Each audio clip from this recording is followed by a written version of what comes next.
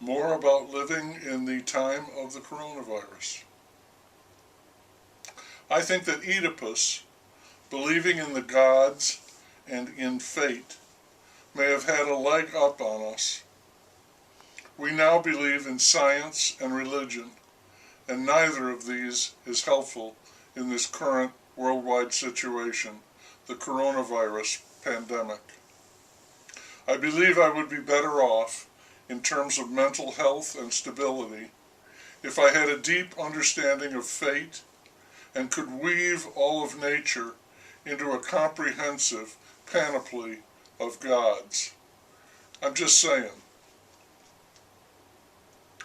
I was reading a book, and in a parenthetical remark, the author referred to a research study that showed that people preferred to be exposed to repeated electrical shocks than to be alone with their thoughts.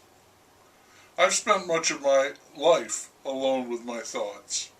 Maybe I should look into those repeated electrical shocks. Don't know what I might be missing. I was working on a word puzzle, and the clue was capable of being persuaded. The answer to that was exorable.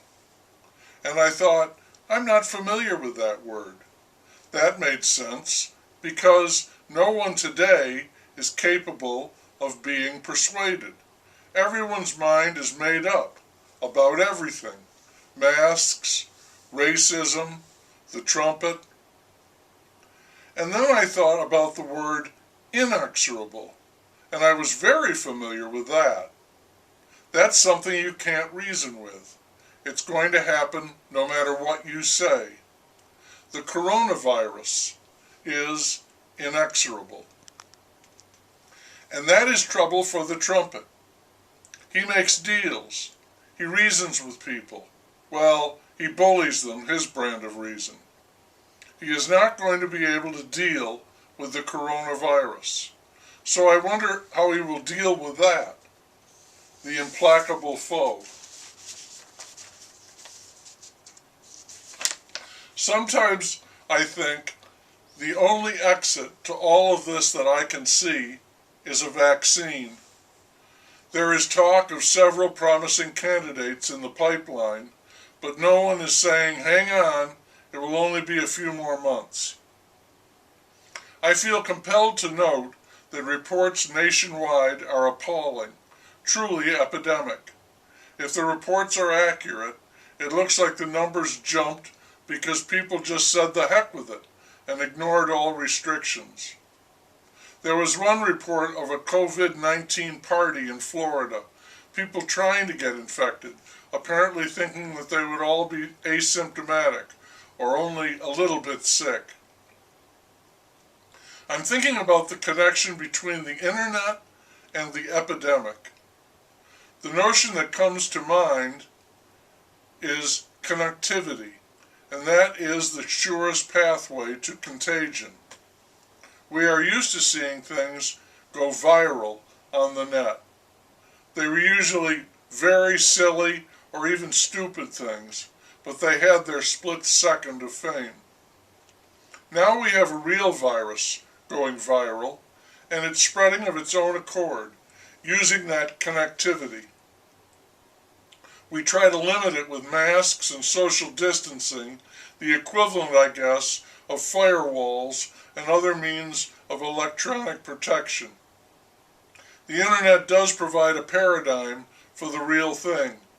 It tells me that going viral is an accelerating phenomenon that slows only because it has reached maximum growth potential.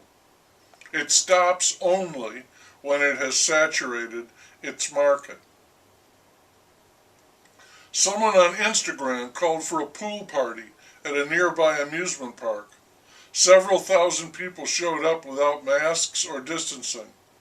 The sheriff's department was called to break it up. They did so without making any arrests. People do not want to comply with the orders of the field mouse.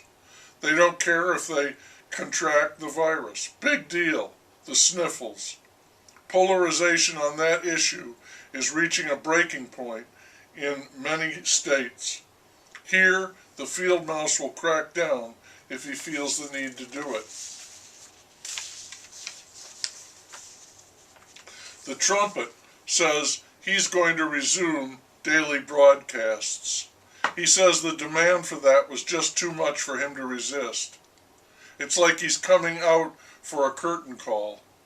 I continue to wonder if he is the right person for this time.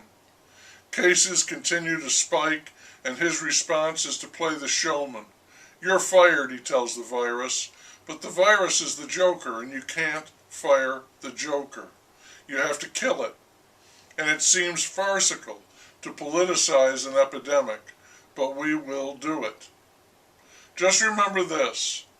In situations like this, inequalities manifest themselves exponentially. Electrical shocks. It must be like playing a video game.